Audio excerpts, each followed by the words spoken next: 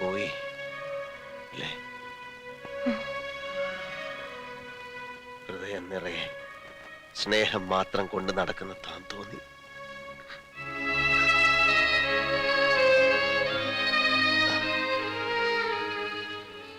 ഭാനുമതി, ഞാൻ മരണത്തെക്കുറിച്ച് ചിന്തിച്ചു തുടങ്ങിയിരിക്കുന്നു.